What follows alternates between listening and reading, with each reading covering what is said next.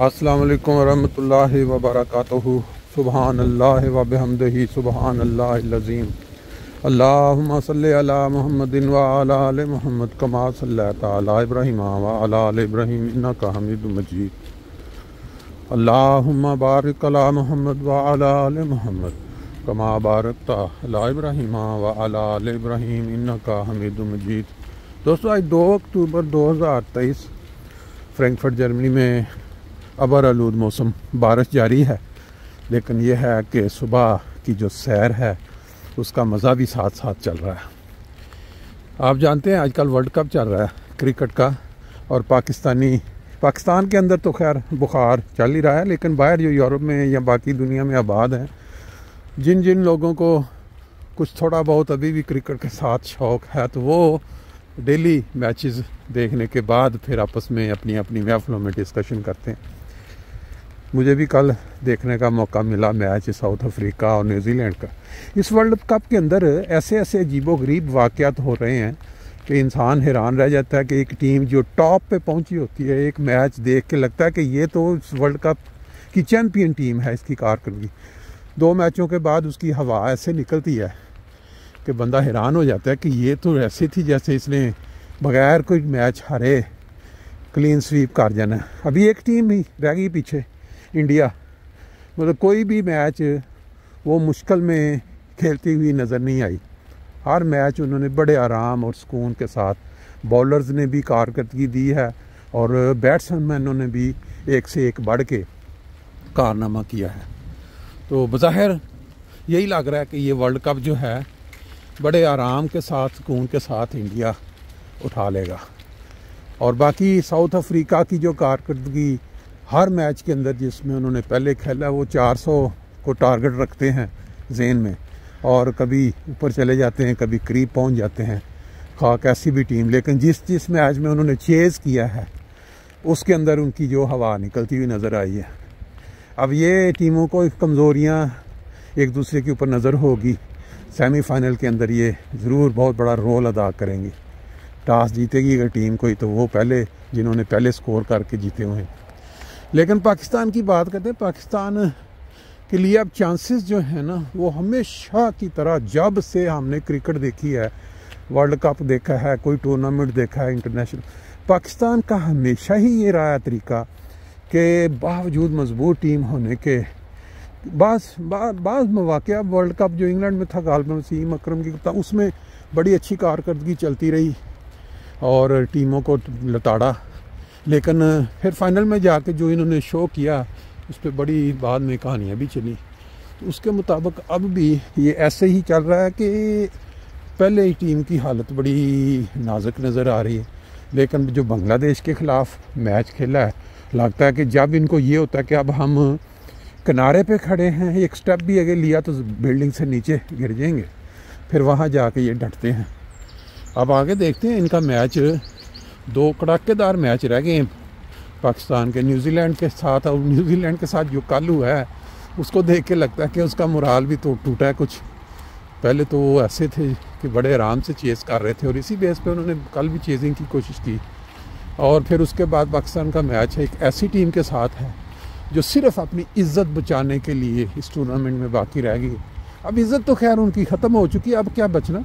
लेकिन वो कहते हैं ना, कोई जाते जाते चलो किसी को कांटा चबो जाए, हम तो डूबे हैं सनम, आपको भी ले डूबेंगे। अब वो इंग्लैंड की टीम है, सबसे नीचे, वर्ल्ड चैम्पियन पिछली दफ़ा की। अब उसके साथ एक मैच रह गया पाकिस्तान का, और कोई बात नहीं है कि वो अपना सारे टूर्नामेंट का जो गुस्सा है वो पाकिस्तान पर निकाल दें। लेकिन जो कारकर्दगी पाकिस्तान ने दी है बांग्लादेश के ख़िलाफ़, उससे उम्मीद बन गई है।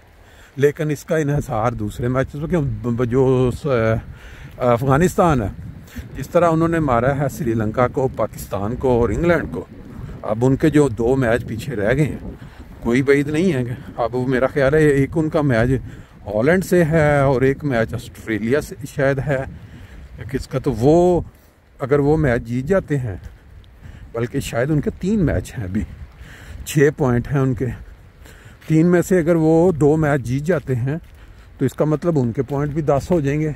अगर पाकिस्तान 10 पे पहुंचता है और रन रेट पे बात आ जाती है तो फिर ये, लेकिन अगर वो वैसे ही तीनों जीत जाएँ तो उनके पॉइंट 12 हो जाएंगे।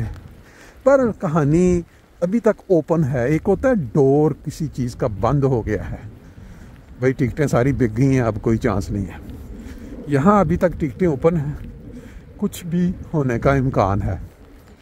हमारी सैर जो वाक है सुबह की, जिस तरह इसमें भी ये बारिश आप देख रहे हैं नीचे पानी, अगर अचानक तेज़ होगी तो फिर फौरी तौर पे दौड़ लगने का भी इम्कान है। पहले भी हम एक दफ़ा बारिश में ऐसे भीग चुके हैं कि तेज़ बारिश शुरू हो गई और कोई छुपने की जगह नहीं थी।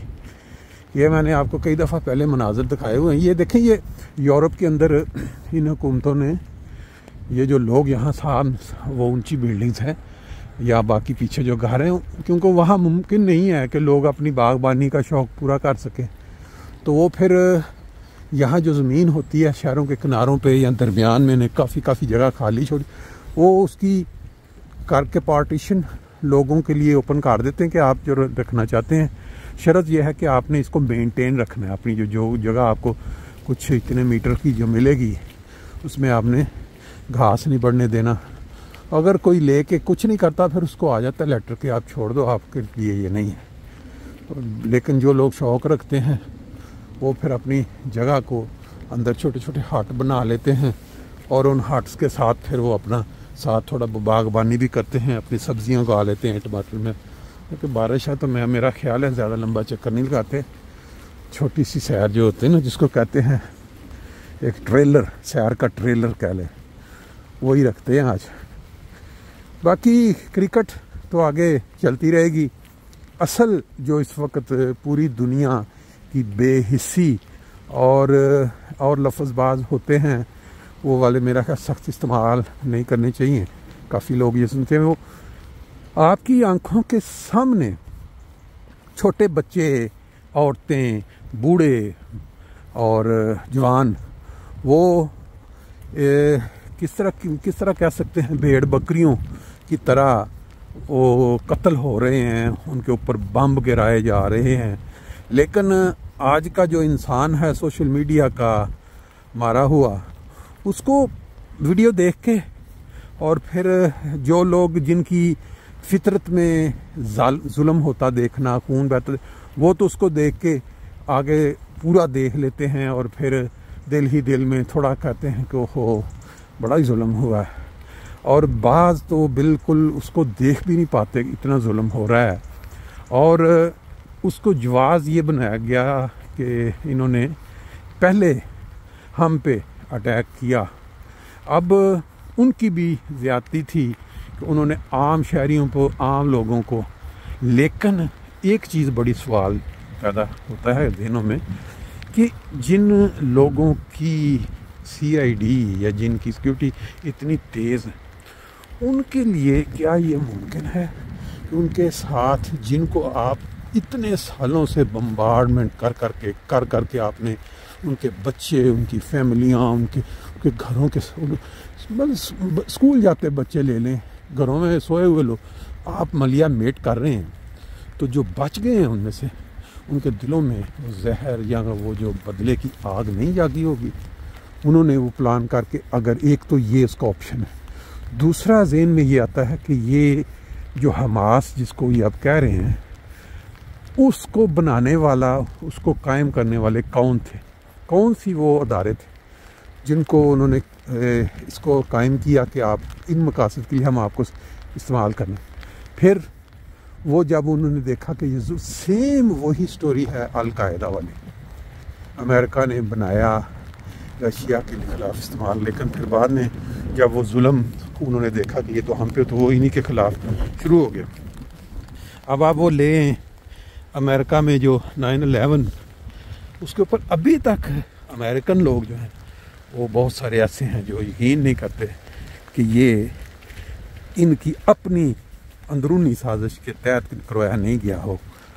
सेम इसको भी 9/11 का नाम दिया गया वज़ीर-ए-आज़म की तरफ से कि हमास ने ये कर दिया। और अब उसके बाद अब जो हो रहा है इसके ऊपर जो दुनिया खामोश तमाशाई बनी हुई है, मैं कई दफ़ा जिक्र कि अल्लाह ताला की पैदा करदा मखलूक है, क्या वो उनकी जो चीखों पुकार, उनकी आहो बका, क्या वो खुदा ताला तक नहीं पहुंच रही?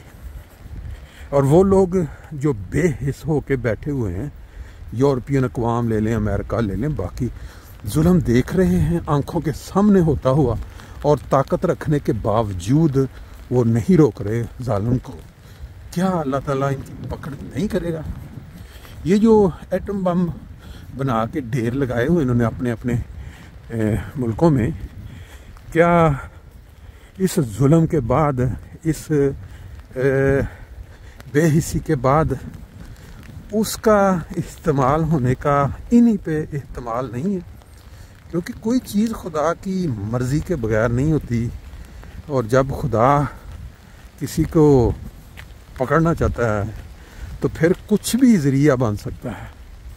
बहरहाल तबाही बर्बादी दुनिया की, क्या ये इसका पेश ख़ैमा तो नहीं बनेगी? ये जो जुल्म को देख के दुनिया ने आंखें बंद की हुई हैं।